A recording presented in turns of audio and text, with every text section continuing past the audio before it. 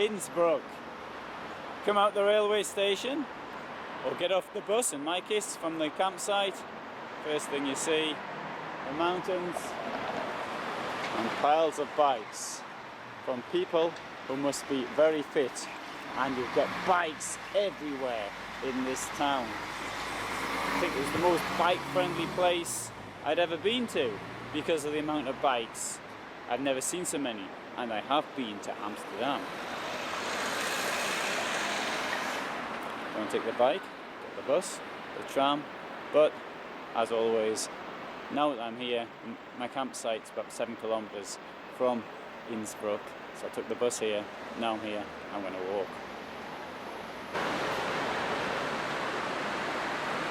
See, you may come here for the nature, but at the same time you've got this big city.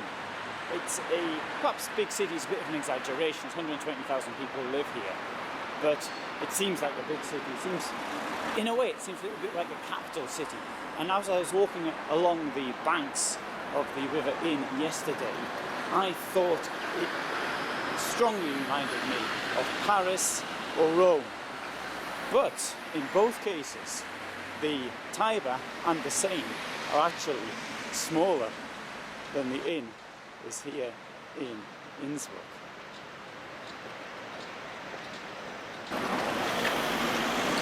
And just to make the point about the mountains, that's the view to the west, to the south, and to the east. And now I'm heading towards the north. So this street is Museumstrasse, and there you've got some information where the name comes from.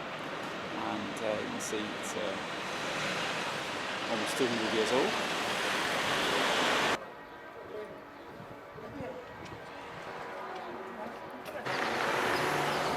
Kapuzinergasse, named after the order of monks who were here at the end of the 16th century.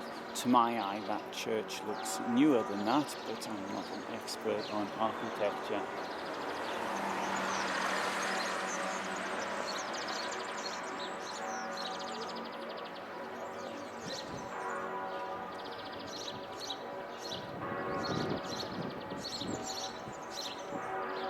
As I mentioned before about the bike lanes, there's a good bike lane there.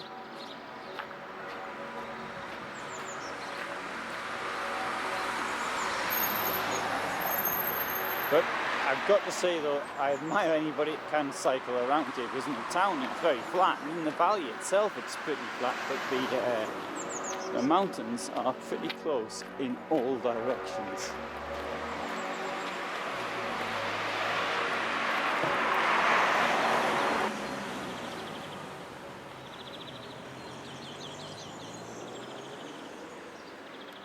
This is my second visit to Innsbruck. My first was in 1986. I came here with an Imperial card.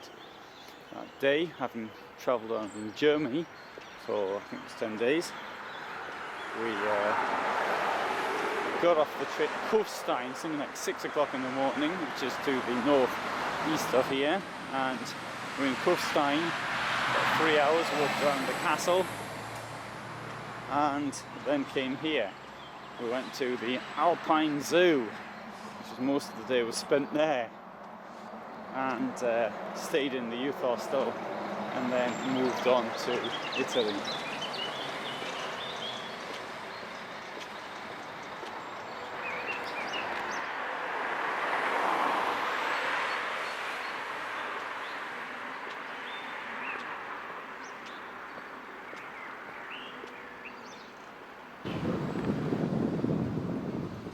War memorial to both world wars.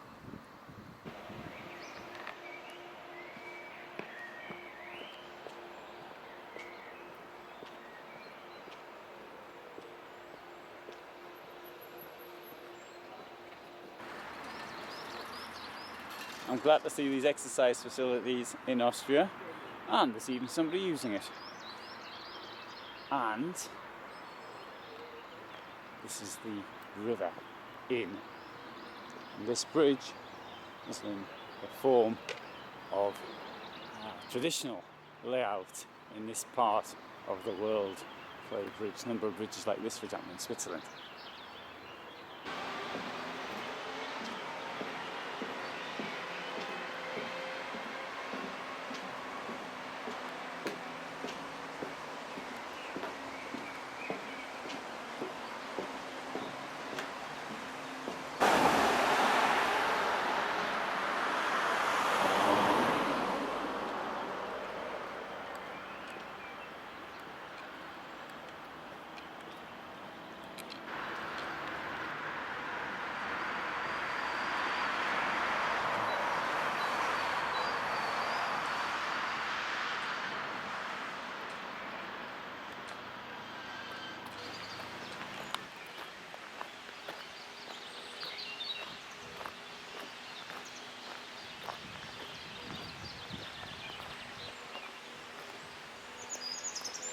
Jewish cemetery.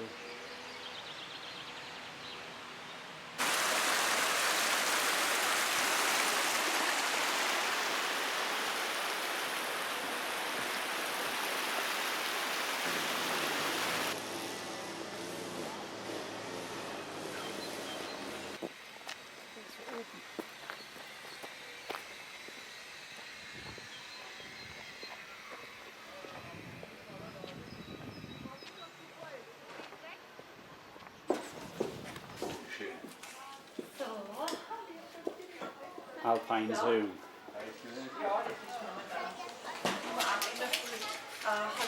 And you can see this in another film.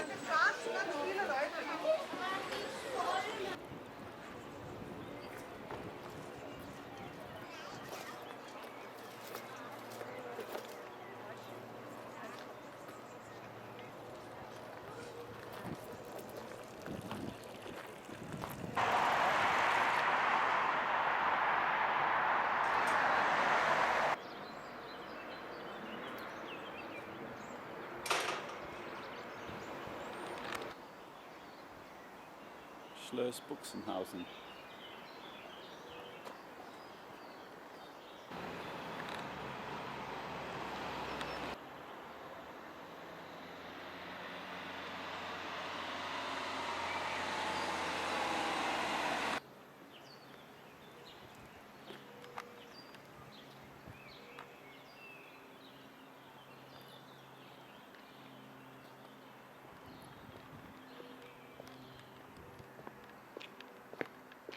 Another war memorial here, and this is a war memorial for St. Nicholas, which is now a district of Innsbruck.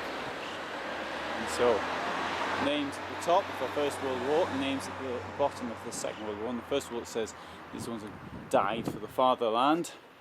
Of course, they didn't really die for the fatherland because Austria attacked Serbia. Now look at the amount of names here on the Second World War, where the situation was different. Austria was occupied by Nazi Germany in March 1938, but Austrians had to join the German armed forces the same, whether they liked it or not. And that's how many died or went missing, so presumably died.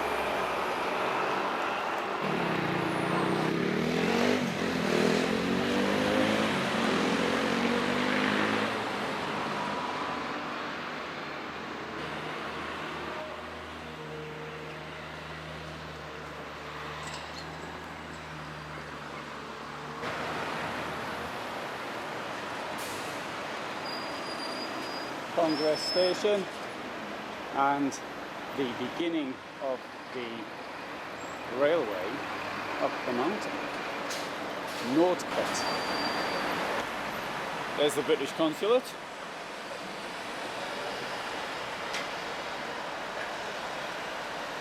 One which is still open.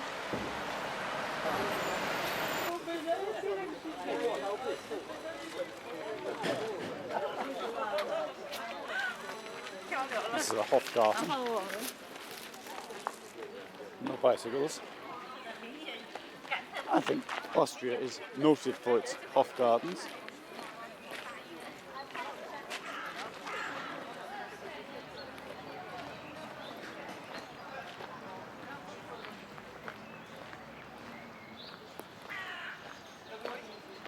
And the Hof, that's to say, the palace, is over there.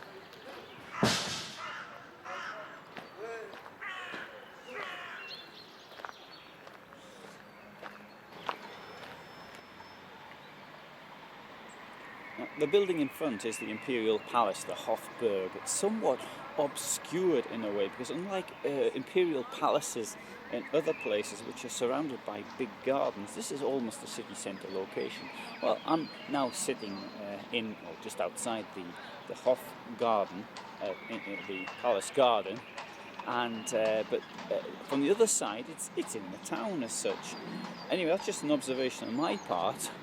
Others may see it a bit differently. But you've got here, they've got obscured a bit by this restaurant cafe, very modern, and over there's some work going on. Well, eventually that'll be stopped. And here we've got the Imperial Theatre, which must have been pretty handy for the emperors and the counts when they were staying here. They could nip over the road and into the theatre. Now the castle, the palace I should say, itself was built under Archduke Sigismund, and it started around 1460, and the structure then included parts of the fortifications of the Eastern City Wall.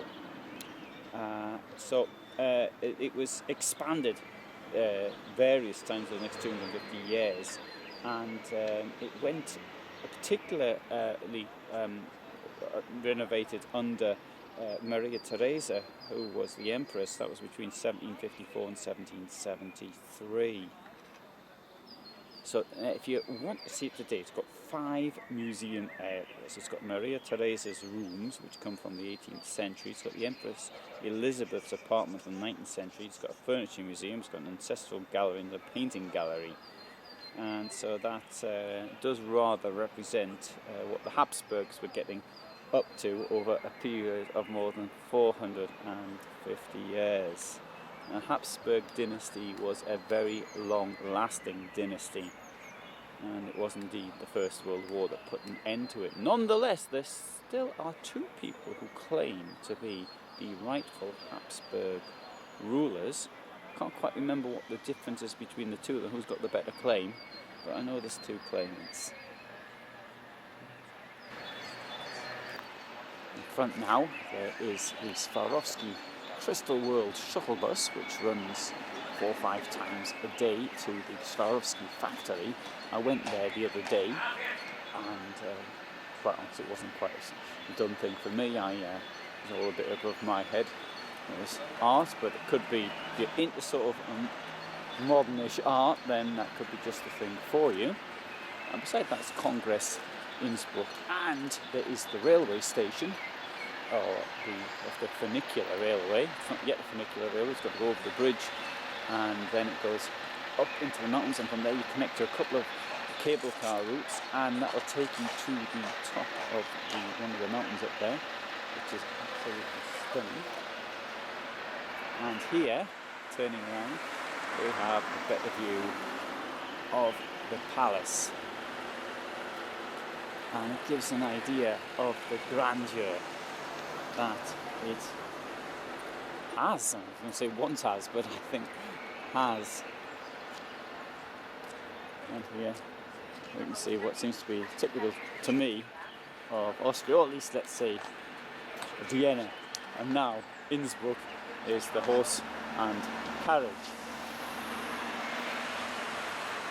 One thing I'd like to say about the palace is that there are 3 palaces or monuments, shall we say, which are considered to have particular architectural value in all of Austria. So that's the Schönbrunn, that is the Palace, the Royal Palace in Vienna, and Schönbrunn's also in Vienna, and this one here.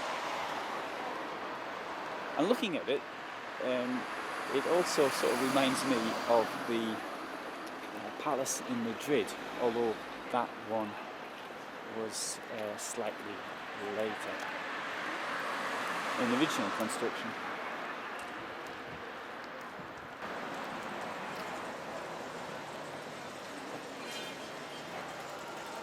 Gate into the old town.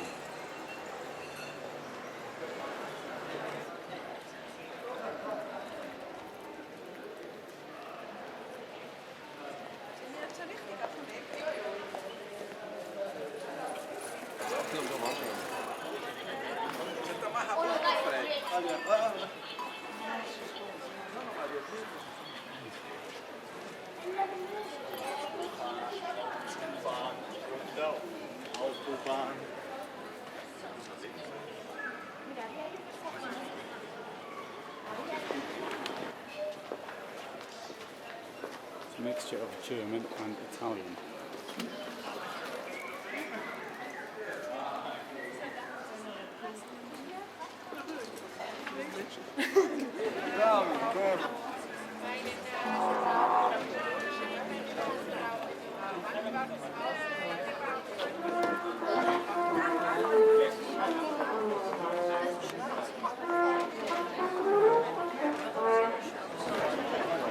That's the golden roof, and it's not really gold, it's copper. It was put there in the 15th century by on the orders of the emperor to celebrate his upcoming wedding.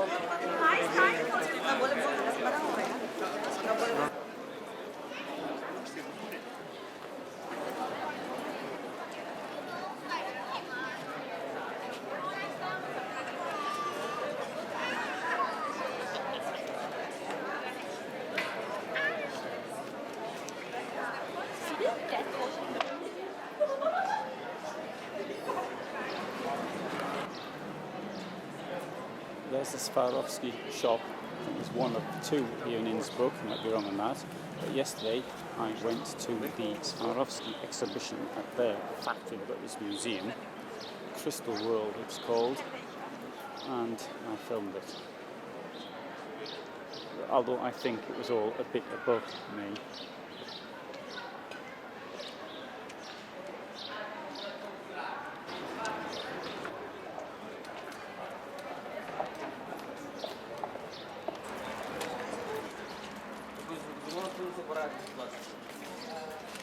Ja, że to zdanie.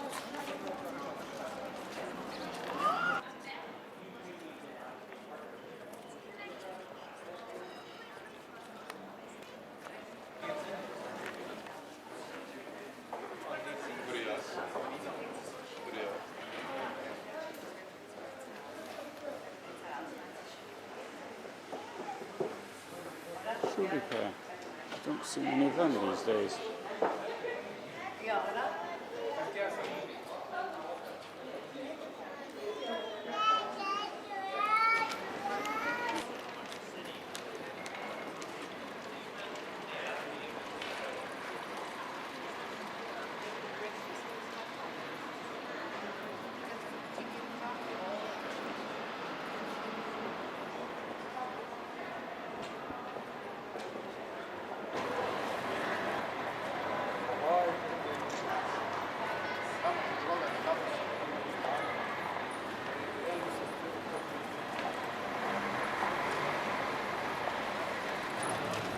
This is Bergstrasse, where the tourist office is, and it's a pretty big one. Maria Theresa Strasse, which I think, fair to say, is the main street.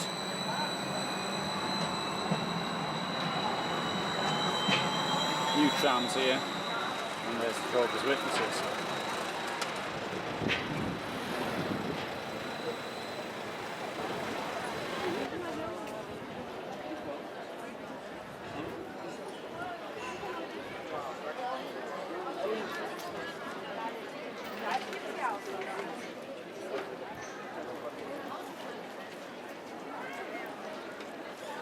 view, more or less, to the south. Mountains, slightly lower. It's now 1600, and I'm going to slowly make my way towards the bus station. There's only one bus an hour, and my bus is gone. So I've got 55 minutes to wait. But I'm going to go off to get a health food shop on the left down here, and get some apple cider vinegar. Now I haven't eaten for 22 hours, and to be quite honest, I'm a little bit hungry, but not a lot.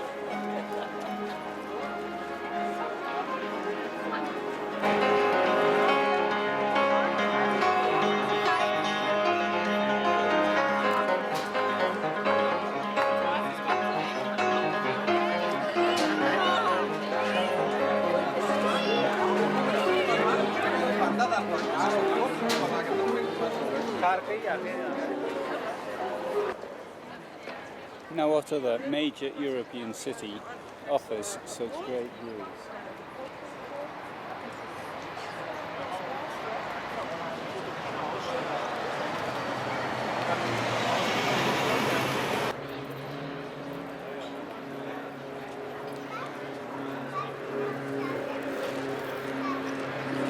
It's great for plane watching as well.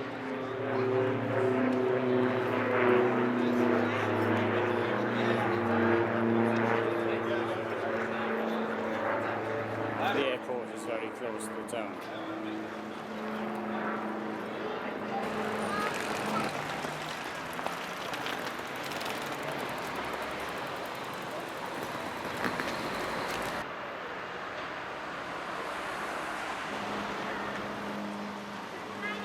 Museum down there, and this is the Brenner Pass.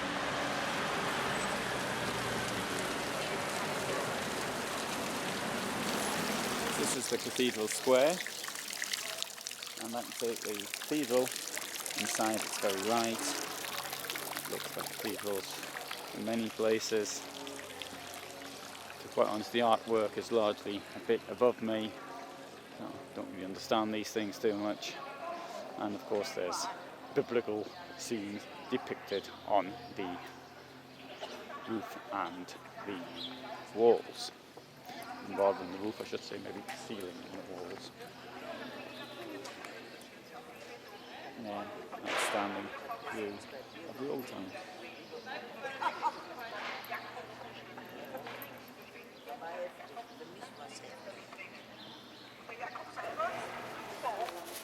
And there we have a soap business which has been in operation for nearly 250 years. And here we have Bad Gasse. Bad, as Michael Jackson's song was in Bad, I'm Bad. And in this case it refers to the bath, which is bad in German. And there has been baths here, the word baths here.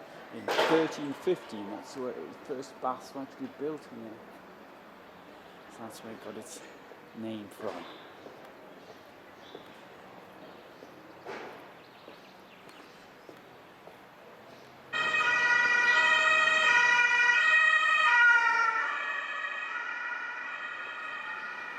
State Archive at the intersection of Bad Gasse and Herzog Otto Strasse, which also happens to be where the river is.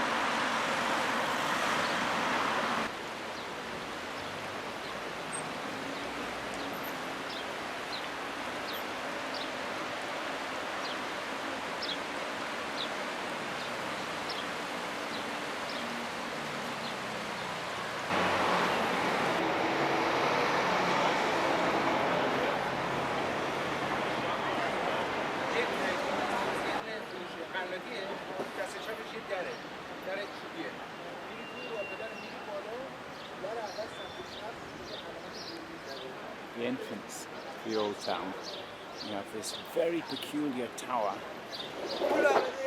and it goes back to at least 1476, and it was recorded around 80 years later or so as being an empty tower.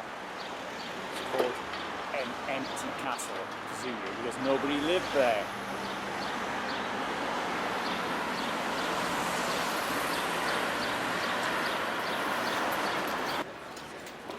Now if you've got €5.90 you can have a Nutella pizza, and that seems to be what I'm calling an insulin sandwich.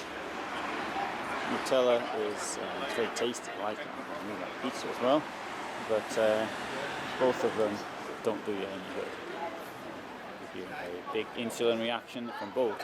Chocolate is incidentally very positive for the health, as long as you keep sugar out of it. Anyway, I want to talk about another film, because now I'm going to mention this building front, which is the Karwendel, which was actually damaged when there was an earthquake in the 18th century. And so they were building a former government building, so quite handy as it's close to the palace. There you have an inn called the Golden Eagle.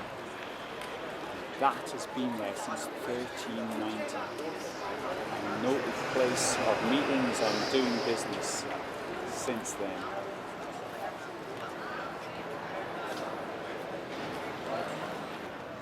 Isn't it a shame to think that this magnificent bird, when you actually see them, it's incredible, it's bigger than this model here, and it's almost entirely excavated. They're coming back in Austria. They've even got here in the zoo, but they are, you can see them in the wild now. There's even a trail you can follow around here in the Tyrol, where you can see golden eagles. So many countries use them as a sign. They are so widely known, yet they were killed. And the same goes for many other animals. So right next to the golden eagle is the red eagle.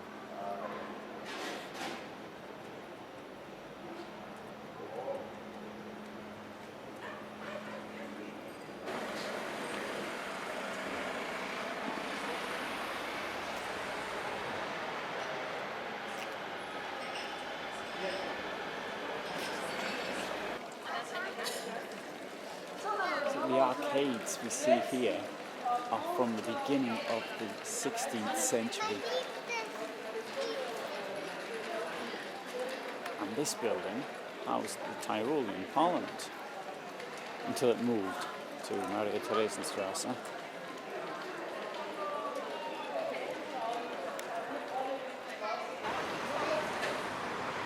There's the Triumphal Arch.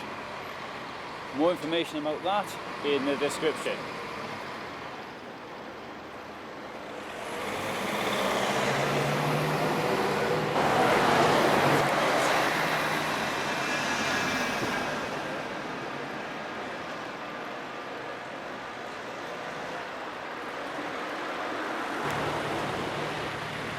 So we have a bell manufacturer which has been in business since 1599.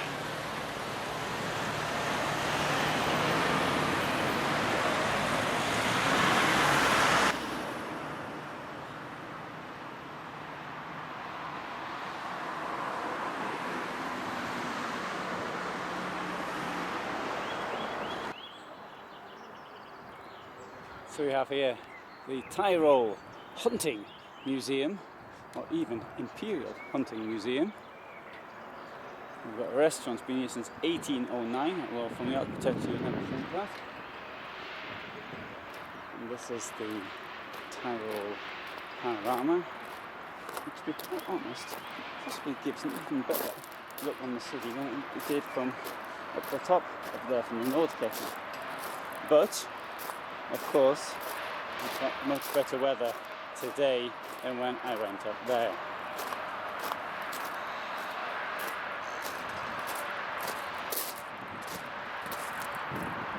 We've got the motorway down there.